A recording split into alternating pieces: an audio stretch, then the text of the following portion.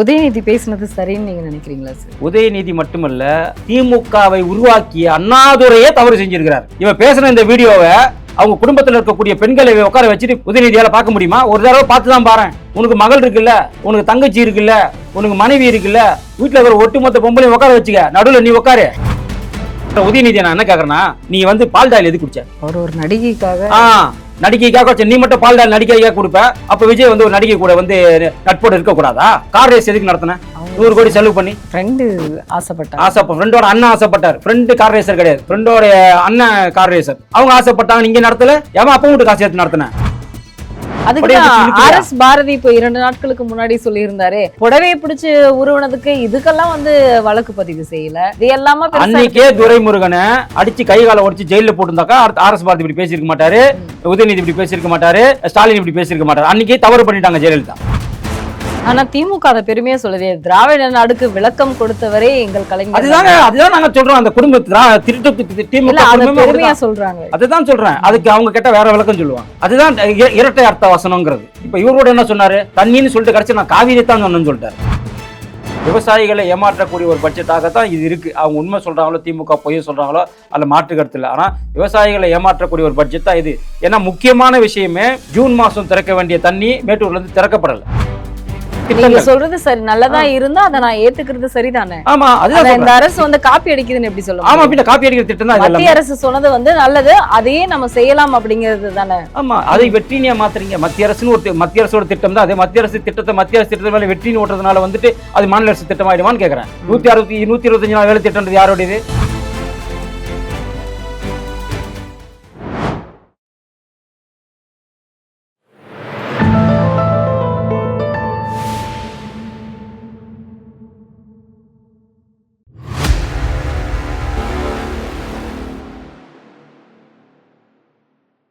தாமரை TV நேயர்களுக்கு அன்பான வணக்கம். இன்று நமது நேர்காணலில் சிறப்பு விருந்தினர் அரசியல் விமர்சகர் ஃபயர் சதீஷ் அவர்கள் நம்மோடு இணைந்திருக்கிறார். சார் வணக்கம்.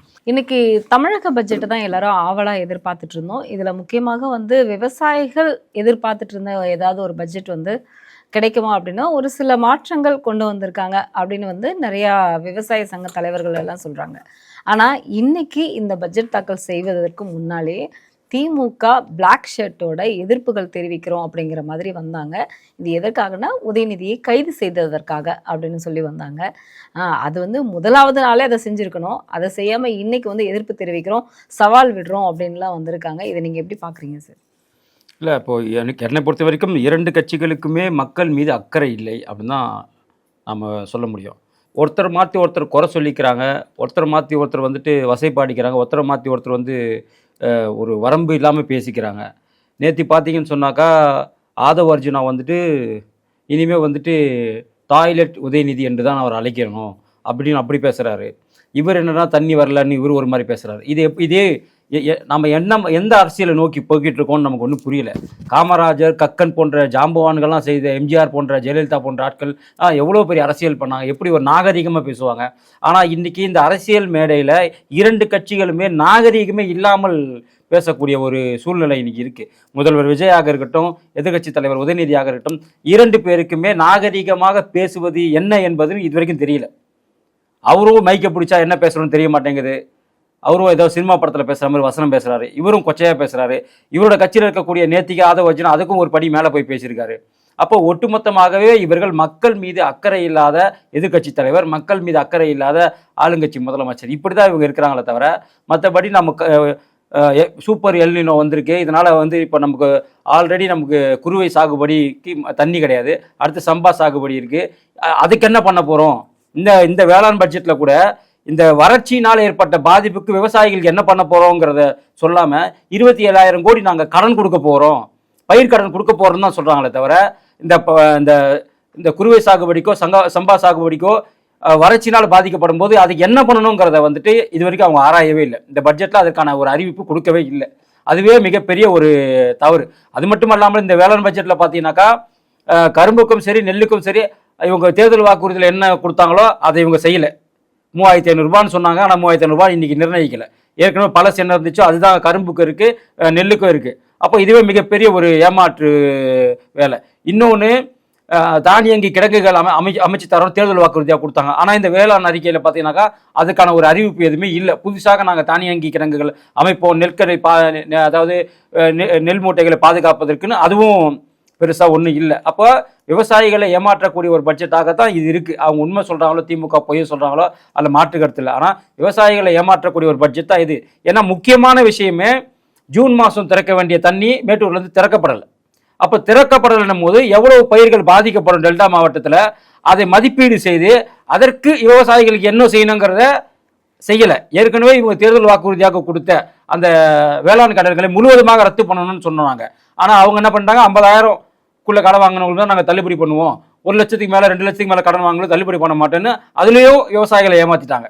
இப்படி தொடர்ந்து விவசாயிகளை ஏமாற்றக்கூடிய ஒரு அரசாக இந்த அரசு இருக்கு. அது மட்டும் இல்லாமல் இவங்க அறிவித்த அனைத்துமே ஏற்கனவே மத்திய அரசு கொண்டு கொடுத்துருக்காங்க. மத்திய அரசு மண்வள அட்டையும் ஒரு திட்டம் கொடுத்துருக்காங்க, அது இவங்க இப்போ பண்ணுறாங்க.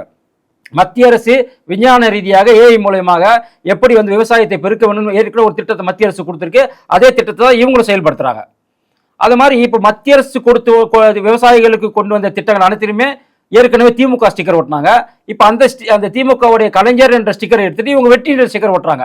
ஆக மொத்தம் ஒட்டுமொத்த திட்டங்களுமே யாருடையன்னு பார்த்தீங்கன்னாக்கா மத்திய அரசோட திட்டங்கள் தான்.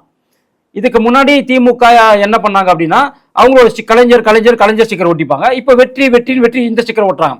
இவ்வளவுதான் வித்தியாசமே தவிர மற்றபடி இவர்கள் அறிவித்திருக்கக்கூடிய இந்த வேளாண் பட்ஜெட்டில் அறிவித்திருக்கக்கூடிய அனைத்துமே மத்திய அரசோடைய திட்டங்களை இவர்கள் வெற்றி என்று வைத்திருக்கிறார்கள். ஆனா நீங்க சொல்றது போல அதிமுகவிலும் சரி திமுகவிலும் சரி விவசாயிகளுக்கான பயிர்க்கடன் தள்ளுபடின்னு சொன்னாங்க.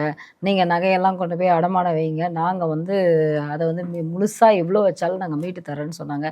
இப்போ வரைக்கும் வந்து அதை போன அரசும் செய்யலை. அதுக்கு முன்னாடி அதிமுக இருந்தது, அதுலேயும் வந்து அவங்க விவசாயிகளுக்கான கடன்களை தள்ளுபடி பண்ணல. ஆனால் இவங்க இப்போ தான் விவசாயம்னா என்னன்னே தெரிஞ்சுக்கிற ஒரு சூழ்நிலையில் இருக்காங்க. அதை வந்து நீங்கள் சொல்வது போல் இன்னைக்கு இருக்கக்கூடிய விவசாயிகள், விவசாய சங்க தலைவர்கள் எல்லாருமே வந்து சொல்றது என்னன்னா பெருசாக எதுவும் இல்லை, ஆனால் வந்து விஞ்ஞானத்தை நோக்கி வந்து விவசாயம் போய் கொண்டு இருக்கிறது இந்த அரசின் மேல நம்பிக்கை இருக்குங்கிற ஒரு விஷயம் சொல்றாங்கல்ல சார். அப்போ வந்து இவங்க ஏமாத்துறாங்கன்னு எப்படி சொல்ல முடியும்? இல்லை, இப்போ நீங்க சொன்ன மாதிரி அதிமுகவும் செய்யல திமுகவும் செய்யல, அவங்க 2 பேர் செய்யலங்கிறதுக்காக தான் புதுசா ஒருத்தர் வரட்டும்னு இவங்க வாய்ப்பு கொடுத்தாங்க. கடைசியில் இவங்களும் அதே ஏமாற்று வேலையை தான் செய்யறாங்க. இல்லை, இப்போ நீங்க விவசாயிகள் சொல்றாங்களே இவங்களுக்கு நம்பிக்கை, விவசாயிகள் சொல்றாங்கன்னா விவசாயிகள்னா ஒரு சங்கம் 2 சங்கம் சொல்றது பேர்லாம் இது கிடையாது. நீங்க இப்ப பாத்தீங்கன்னாக்கா கடைசியா 3 வேளாண் சட்டங்களை மத்திய அரசு கொண்டு வந்தது. அது வந்துட்டு வேண்டாம், அது வந்து ரத்து பண்ணணும்னு சொல்லி விவசாயிகள் மிகப்பெரிய போராட்டம், அது போலியான விவசாயிகளோ யாரோ போராட்டம் பண்ணாங்க. அந்த 3 சட்டத்தை ரத்து பண்ணிட்டாங்க. ரத்து பண்ணதுக்கு பிறகு இதுவரை கிட்டத்தட்ட ஒரு 4 வருஷம் 5 வருஷம் ஆக போது ஒரு முறை கூட மத்திய அரசை எதிர்த்து எந்த விவசாய சங்கமும் போராடவில்லை. மத்திய அரசு எங்களுக்கு வஞ்சகம் பண்ணிருச்சு, மத்திய அரசு விவசாயிகளுக்கு பாதிப்பான ஒரு திட்டத்தை கொண்டு வந்துச்சுன்னு இந்த 5 வருஷத்துல அந்த 3 வேளாண் சட்டத்துக்கு பிறகு ஒரு மாநிலத்திலும் கூட ஒரு விவசாயி கூட போராட்டமோ ஆர்ப்பாட்டமோ மத்திய அரசுக்கு எதிராக நடத்தல.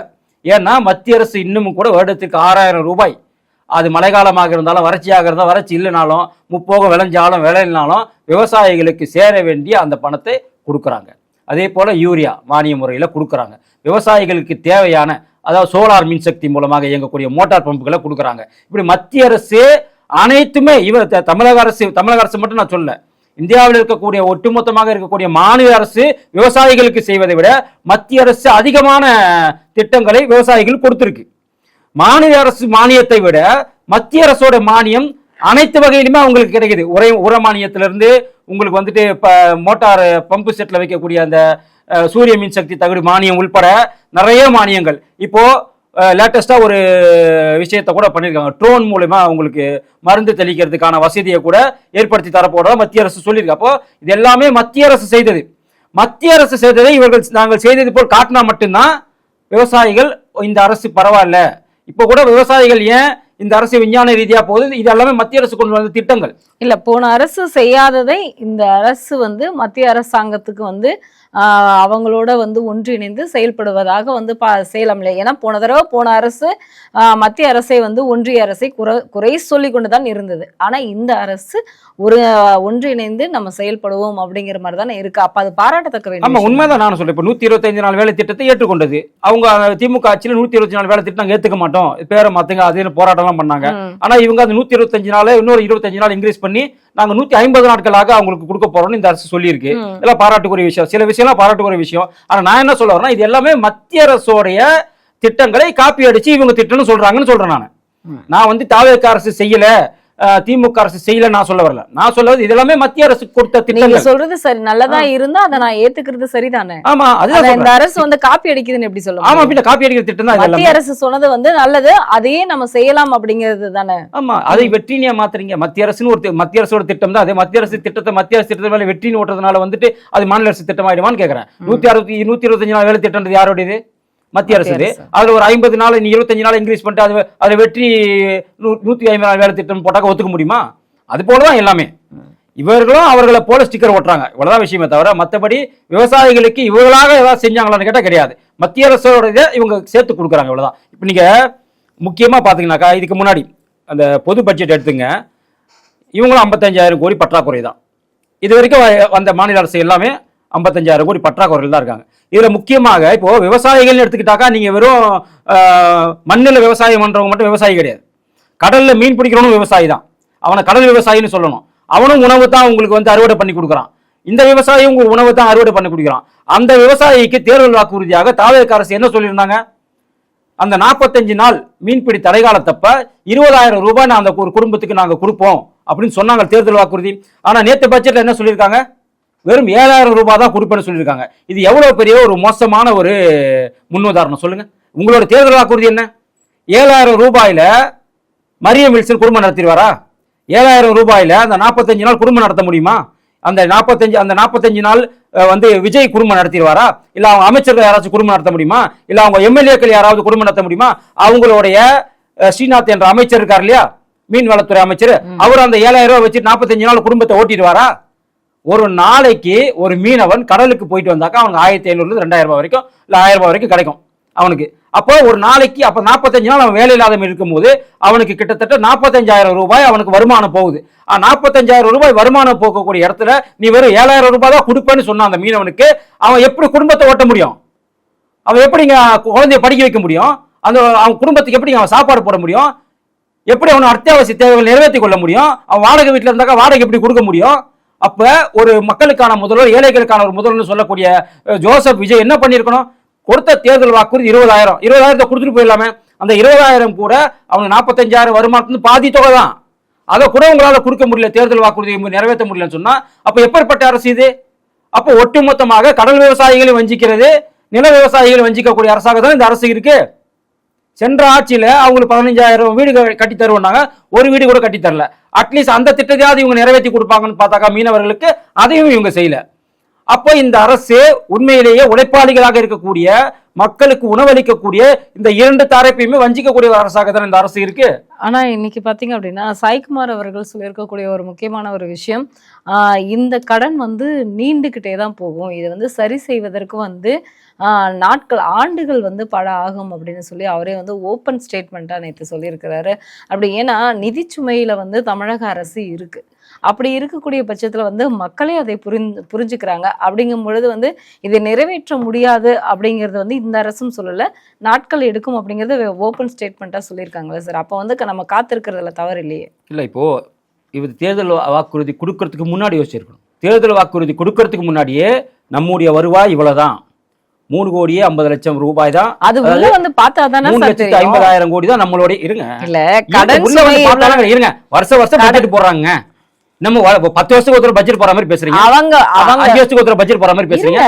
அவங்க பட்ஜெட் போடுறது திமுக போட்ட பட்ஜெட் வந்து இன்னைக்கு இல்ல.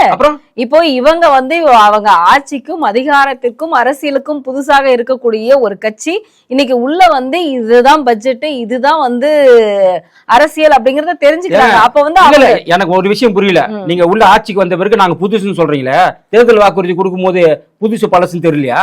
அப்ப அவங்க கொடுத்த அதே தேர்தல் வாக்குறுதியோட 2 மடங்கு எப்படி நீ கொடுக்குறீங்க? அவன் 1000 ரூபாய் கொடுக்குறேன்னு சொன்னா 2500 ரூபாய் கொடுக்குறேன்னு சொல்கிறேன். அவன் வந்துட்டு பயிர் தள்ளுபடினா முழுவதுமாக தள்ளுபடி பண்ணுறேன்னு சொல்ல, அவன் 8000 ரூபாய் கொடுக்குறேன்னு சொன்னால் 20000 கொடுக்குற மீனவனுக்கு சொல்கிறேன். இதெல்லாம் எப்படி சொன்னீங்கப்பா? ஏங்க வருஷம் பட்ஜெட் போடுறாங்க. ஒரு மாநிலத்தோட வருவாய் இவ்வளோதான்றது ஒரு முதலமைச்சராக போகிற முதலமைச்சர் வேட்பாளருக்கு தெரியாதா? 3 லட்சம் கோடி தான் நம்மளோட வருமானம், அவ்வளோதான் இங்கே வருவாய் இருக்கு, வருவாய் இருக்கு. அதை வச்சு தான் நம்ம இதெல்லாம் பண்ணணும் அவருக்கு தெரியாதா? வந்த உடனே 27,000 கோடி கடன் வாங்கிட்டீங்க. அடுத்த 2 வருஷத்துல 1,75,000 கோடி கடன் வாங்க இலக்கு வச்சிருக்கிறாங்களாம். அப்போ கடன் வாங்கி கொண்டே போகணும்னா நீ அப்ப திமுக வந்துட்டு போயிருக்கலாமே, அதிமுக வந்துட்டு போயிருக்கலாமே, எதுக்கு தாவேக வரணும்? அப்போ வருவாயை ஈட்டக்கூடிய அளவிற்கு நீங்க என்ன திட்டத்தை கொண்டு வந்தீங்க? ஒண்ணுமே கிடையாது. இல்ல என்னென்ன பண்ண போறீங்க? ஒண்ணுமே கிடையாது. வருவாயை ஈட்டக்கூடிய அளவுக்கு நீங்க என்ன பண்ண போறீங்க? எத்தனை மடங்கு நீங்க வருவாய் ஈட்ட போறீங்க? ஆனா இன்னைக்கு என்ன பண்றீங்க? டாஸ்மார்க்ல அவன் கையை விட்டு 100 பேர் கையை விடுறான் ஒரே நேரத்தில். அது ரொம்ப பிரச்சனையா இருக்குதான். அதனால அவங்களுக்கு ஆன்லைன்ல சாராயத்தை கொடுக்க போறாங்களாம். இவங்க ஆன்லைன்ல வீட்டுல இருந்து புக் பண்ணிட்டு அந்த டைம்ல போய் நீங்க சாராய கடைக்கு போனாக்கா அவன் சாராய பாட்டில் கொடுத்துருவானா, காசை நீங்க ஆன்லைன்ல பே பண்ணிடணுமா? என்னங்க இது? விவசாயி தண்ணி இல்லாம கஷ்டப்படுறான். ரேஷன் கார்டில் கூட 1ஆம் தேதியிலிருந்து 10ஆம் தேதி வரைக்கும் ஏகப்பட்ட கூட்டம் போய் ஒரே நேரத்தில் கையை வைக்கிறாங்க. அங்க பண்ணி கொடுங்க ஆன்லைன் வசதியை. அடிமட்ட மக்களுக்கு பண்ணி கொடுங்க, ஏழை மக்களுக்கு பண்ணி கொடுங்க. குடிகாரனுக்கு நான் உங்களுக்கு வசதி பண்ணி கொடுக்க வேண்டிய வேலை கிடக்கு. குடிகாரனுக்கு ஆன்லைன் தேவை. அவன் கேட்டானா? குடிகாரனுக்கு ரெஸ்டாரண்ட் பார் திறக்கிறேன்றீங்க, கேட்டா அவன் வந்து கண்ட உணவுலாம் சாப்பிட்றான், நல்ல உணவு அவனுக்கு கிடைக்கணும்ன்றாங்க. கண்ட இடத்துல உளுந்து கிடக்குறான். ரெஸ்டாரண்ட் பார் வந்துட்டாக்கா அது கொஞ்சம் ஹைஜீனிக்கா இருக்கும், அங்க விழுந்து கிடக்கட்டுமா? அப்ப குடிகாரனுக்கு சலுகை கொடுக்கக்கூடிய அரசாக தான் இந்த அரசு இருக்க தவிர விவசாயிக்கோ இல்ல மாணவர்களுக்கோ என்ன பண்ண போறீங்க? நீங்க என்ன திட்டம் வச்சிருக்கீங்க மாணவர்களுக்கும் விவசாயிகளுக்கும் கேட்டா ஜீரோ. டாஸ்மார்க் நவீனமயமாக்க போறாங்களாம். எந்த சரக்கு அதிகமாக ஓடுதோ அது அதிகமாக கொள்முதல் பண்ண போறாங்களாம். என்ன மாதிரியான நிலைப்பாடு இது? அப்ப குடிகாரர்களுக்கு சொர்க்கப்புரியாக இருக்கக்கூடிய அரசு அந்த அரசு அப்ப விவசாயிகளுக்கு கிடையாதா? பால் விலையை உயர்த்தி, பால் கொள்முதல் விலையை உயர்த்தி கொடுக்க சொல்லி பால் விவசாயிகள் கேட்டுக்கிறாங்க. அதை பண்ணாரா அவரு? இந்த பட்ஜெட்ல ஏதாச்சும் அதை பத்தி பேசுறாங்களா? அவங்க கேட்கறாங்கல்ல, எங்களுக்கு வந்துட்டு 1 லிட்டருக்கு 1 ரூபாய் 1.5 ரூபாய் எங்களுக்கு ஏற்றி கொடுக்க கேட்டு இருக்காங்கல்ல, அதை செஞ்சீங்களா இந்த அரசு? அப்ப ஏன் அதை செய்ய மாட்டேங்கிறீங்க? பால் பண்ண வச்சிருக்கவங்க கேட்கறாங்கல்ல, பால் கறந்து கொடுக்குறவங்க கேட்கறாங்கல்ல, அதை பண்ணிருக்கலாமே. அதை பண்ணலையே. கரும்பு விவசாயி கேட்கறான்ல, எங்களுக்கு 500 ரூபாய் உயர்த்தி கொடுக்குன்னு கேட்கறான், அதை பண்ண மாட்டேங்கிறீங்க. அப்போ இந்த அரசு குடிகாரர்களுக்கு மட்டும் முக்கியத்துவம் கொடுக்கக்கூடிய அரசா இன்னைக்கு மாறிடுச்சு. குடிகாரர் மட்டும்தான் பாவமா? விவசாயி பாவம் இல்லையா? மாணவர்கள் பாவம் இல்லையா? மீனவர்கள் பாவம் இல்லையா? அப்ப எப்படிப்பட்ட அரசு இந்த அரசு? இவர் கண்டிப்பா அசம்பிளியில பங்கெடுத்துக்க கூடாது அப்படிங்கிறதுக்காகவே உதயநிதியை அரெஸ்ட் பண்ணினதாக திமுக சொல்லுது. ஆனா உதயநிதியை அரெஸ்ட் பண்ணும் பொழுது எல்லாருமே கூட இருந்தாங்க. நமக்கு தெரிஞ்ச முகங்கள் அப்படின்னு பார்த்தா முன்னாள் அமைச்சர்கள், மாஜிகள் எல்லாமே இருந்தாங்க. ஆனா பாத்தீங்க அப்படின்னா உதயநிதியுடைய நெருங்கிய வட்டார நண்பர்கள், அதாவது முக்கியமா எடுத்துக்கலாமே, ரத்தீஷை காணோம், ஆகாஷ் பாஸ்கரன் அவர்களை காணோம், கார்த்தியை அவர்களை காணோம், ராஜேஷ் அவர்களையும் காணோம். எங்க போயிட்டாங்க இவங்கெல்லாம்? பினாமிகள் மறைஞ்சுதாங்க இருப்பாங்க. பினாமி எப்படிங்க வெளியே வருவான்? ஒருத்தனை நான் பினாமியா வச்சிருக்கிறேன்னா பினாமினே தெரியக்கூடாது. நண்பன் அப்படிங்கும் பொழுது அதுதான் சொல்றேன் நானு. ஒருத்தனை நான் பினாமியா வச்சிருக்கிறேன்னா அவன் எனக்கு பினாமின்னு தெரியக்கூடாது. பினாமின்னு தெரியாதவன் தான் பினாமி. அப்பட்டமாக இவன் பினாமி நம்ம காமிச்சுக்க முடியும்? அது போலதான் சொத்துக்களை பாதுகாக்கக்கூடியவங்க தான் ஆகாஷாக இருக்கட்டும், யாராக இருக்கட்டும், இவங்க எல்லாருமே உதயநிதி சொத்துக்களை பாதுகாக்கக்கூடிய பினாமிகள். அவங்க எப்படி வருவாங்க? களத்தில் எப்படி இறங்கி அவங்க போராடுவாங்க? உதயநிதி பேசுனது சரின்னு நீங்க நினைக்கிறீங்களா சார்? உதயநிதி மட்டுமல்ல, திமுக குடும்பத்தை சார்ந்த, திமுகவை உருவாக்கிய அண்ணாதுரையே தவறு செஞ்சிருக்கிறார். அண்ணாதுரை பெரியார் கூட முரண்பாடு ஏற்பட்டு வெளியே வரார். முரண்பாடு ஏற்பட்டு வெளியே வரும்போது அப்போ பெரியார் அவர்கள் ஒரு அவதூறு வைக்கிறார். அவதூறா உண்மையா தெரியாது. ஒரு நடிகைக்கும் அண்ணாதுரைக்கும் தொடர்பு இருக்குதுன்னு சொல்றாரு. யார்? பெரியார் சொல்றாரு. அப்போ அதற்கு யார் சொல்றாரு? அண்ணா என்ன சொல்றாருன்னா, நான் ஒன்னும் முற்றும் துறந்த முனிவர் அல்ல, அவள் ஒன்னும் படிதாண்டா பத்தினி அல்ல அப்படின்னு கொச்சையா பேசினவர் அண்ணா. திமுகவுடைய முதல். அதுக்கப்புறம் மாற்றான் தோட்டத்து மல்லிகைக்கு மனம் இருக்குன்னு கேவலமா பேசினவர் அவரு அண்ணா. இதான் அண்ணா பேசினது. அப்ப அண்ணாவோட வழி வந்தவங்க எப்படி இருப்பாங்க? அவங்க மட்டும்தான் பெரிய ஒரு நல்ல ஒரு பேச்சாளராக இருப்பாங்களா? கலைஞர் எடுத்துக்கங்க. எமர்ஜென்சி டைம்ல திமுகவை பயங்கர ரொம்ப கொடூரத்தால் அனுபவிச்சாங்கன்னு சொல்லிட்டு எமர்ஜென்சி முடிஞ்ச பிறகு 1979 மதுரையில ஒரு மாநாடு நடக்குது, காங்கிரஸ் மாநாடு. அந்த மாநாட்டுக்கு யார் வரா? இந்திரா காந்தி வராங்க. அப்ப இந்திரா காந்தி மேல இருந்த காழ்ப்புணர்ச்சி காரணமாக திமுக காரன் இந்திரா காந்தி மேல கல்லெடுத்து அடிக்கிறாங்க. கல்லெடுத்து அடிச்ச உடனே அவங்க நெத்தியில கல்லு பட்டு ரத்தம் வருது. கையில ரத்தத்தை பார்த்து அவங்க பத்திரிகையில பேட்டி கொடுக்கும் போது அதற்கு சொல்றாரு யாரு? கலைஞர் சொல்றார். என்னன்னு சொல்றாரு? அது மாதவிடாய் ரத்தமாக இருக்கலாம் அப்படின்னு கொச்சையா பேசினார். அப்போ அங்க இருக்கக்கூடிய எதிர்க்கட்சிகளும் அங்க இருக்கக்கூடிய மக்கள் என்ன கேட்டாங்க தெரியுமா? உங்க வீட்டுல ஒருவேளை மாதவிடாய் நெத்தியில தான் வருமா அப்படின்னு கேட்டாங்க. அப்பயும் அந்த அளவுக்கு ரொம்ப மோசமான பேசக்கூடிய நபர் தான் கருணாநிதி அவர்கள். அது மட்டுமல்லாமல் சட்டசபையில காங்கிரஸோடைய அனந்த நாயகின்னு சொல்லிட்டு ஒரு எம்எல்ஏ, காங்கிரஸோட எம்எல்ஏ, அவங்க திராவிட நாடு எங்கே இருக்கிறதுன்னு கேட்கறாங்க. அதுக்கு அவர் என்ன சொல்றாரு? நாடாவை அவிழ்த்து பாவாடையை தூக்கி பார்த்தால் திராவிட நாடு தெரியும்னு சொல்றாரு. இது எவ்வளவு ஒரு மோசமான கொச்சையான வார்த்தை. அப்ப இப்படிப்பட்ட ஒரு வழி வந்த வாரிசு அவன் என்ன பேசுவான்? இதைத்தானே பேசுவான். ஆனா திமுக அதை பெருமையா சொல்லுதே, திராவிட நாடுக்கு விளக்கம் கொடுத்தவரே எங்கள் கலைஞர். அதுதான் நாங்க சொல்றோம். அந்த குடும்ப பெருமையா சொல்றாங்க. அதுதான் சொல்றேன். அதுக்கு அவங்க கேட்ட வேற விளக்கம் சொல்லுவாங்க. அதுதான் இரட்டை அர்த்த வசனம்ங்கிறது. இப்ப இவரோட என்ன சொன்னாரு? தண்ணின்னு சொல்லிட்டு கடைசி நான் காவிரி தான் சொன்னேன்னு சொல்லிட்டாரு. ஆமா, கரெக்டா இல்லையா? அதே போலதான் இவங்க வந்துட்டு இரட்டை அர்த்தத்துல ஒரு விஷயத்த பேசிட்டு கடைசி நான் அதைத்தான் சொல்லணுவாங்க. இப்ப எடப்பாடியார் சொல்லலையா? எடப்பாடியார் என்ன சொன்னாங்க? ஸ்டாலின் என்ன சொன்னாரு? சசிகலாவின் காலுக்கு அடியில் ஊர்ந்து சென்று பதவி வாங்கியவர் எடப்பாடி. இது எவ்வளவு பெரிய கொச்சையான வார்த்தை. ஜெயலலிதாவே ஸ்டாலின் அப்படிதான் சொன்னார். அப்ப இது எவ்வளவு பெரிய கொச்சையான வார்த்தை. அதெல்லாம் ஒரு படி மேல போய் ஜெயலலிதா என்ன பண்ணாங்க? சட்டசபையில புடவை பூச்சி உருவலியா? அதுக்கு ஆர்.எஸ். பாரதி இப்போ 2 நாட்களுக்கு முன்னாடி சொல்லியிருந்தாரு, புடவையை பிடிச்சு உருவனதுக்கு இதுக்கெல்லாம் வழக்கு பதிவு செய்யல, இதுக்கெல்லாம் பெரிய விஷயமா எடுத்துக்கல, இதையெல்லாமா அன்னைக்கே துரைமுருகனை அடிச்சு கை காலை உடைச்சு ஜெயில போட்டிருந்தாக்கா பொன்முடி இப்ப ஆர்.எஸ். பாரதி இப்படி பேசியிருக்க மாட்டாரு, உதயநிதி இப்படி பேசியிருக்க மாட்டாரு, ஸ்டாலின் இப்படி பேசியிருக்க மாட்டாரு. அன்னைக்கே தவறு பண்ணிட்டாங்க ஜெயலலிதா. அவங்க முதலமைச்சர் ஆன உடனே யார் அந்த வேலை? துரைமுருகன் அந்த வேலையை செஞ்சாருன்னு நினைக்கிறேன். துரைமுருகன் அப்பயே அடிச்சு கை காலை உடைச்சு ஜெயில போட்டிருந்தாங்கன்னா இப்ப இவனுக்கு வாயெல்லாம் அடக்கி வச்சிருப்பானுங்க. சரியான ஒரு பனிஷ்மெண்ட் எதிர்கட்சிகள் யாருமே அவங்களுக்கு இது வரைக்கும் கொடுக்காத காரணத்தினாலதான் இன்னைக்கு இப்படிப்பட்ட ஒரு கொழுப்பான பேச்செல்லாம் இவங்க பேசக்கூடிய ஒரு காலகட்டம் இன்னைக்கு அமைஞ்சு போயிருச்சு. யாராக இருக்கட்டுங்க, அது திரிஷாவாக இருக்கட்டும், நயன்தாராவாக இருக்கட்டும், யாராவனா இருக்கட்டும். நான் என்ன கேட்கறேன், உதயநிதியை நான் என்ன கேட்கறேன்னா, நீ பால் டாயில் எது குடிச்ச? ஒரு நடிகைக்காக நீ மட்டும் பால் டாயில் நடிகைக்காக கொடுப்ப. அப்ப விஜய் ஒரு நடிகை கூட நட்போடு இருக்க கூடாதா? கார் ரேஸ் எதுக்கு நடத்தின? 100 கோடி செலவு பண்ணி ஃப்ரெண்ட் ஃப்ரெண்டோட அண்ணன் ஆசைப்பட்டார். ஃப்ரெண்டு கார் ரேசர் கிடையாது, ஃப்ரெண்டோட அண்ணன் கார் ரேசர். அவங்க ஆசைப்பட்டாங்க, நீங்க நடத்தல. ஏமா அப்ப வீட்டு காசு எடுத்து நடத்தின? ஆனா அதுக்கு அவங்களே ஒரு திருக்குறள் போட்டு எதிர்ப்பு தெரிவிச்சிருந்தாங்க. ஏன்னா அவங்க ஏமாற்றம். எதுக்கு? ஆமா, இவர் கடைசி வரைக்கும் இவர் கூட இருக்கலாம்னு நினைச்சிருப்பாங்க. ஒரு பாதியில கழட்டி விட்டாரோ என்னமோ. இப்ப இவர் பேசுறாருல, அது மாதிரிதான் நம்மளும் பேச வேண்டியிருக்கு. அப்போ அதனால கூட அவங்களுக்கு கோபத்துல கூட அவருக்கு எதிராக பதிவு பண்ணியிருக்கலாம்.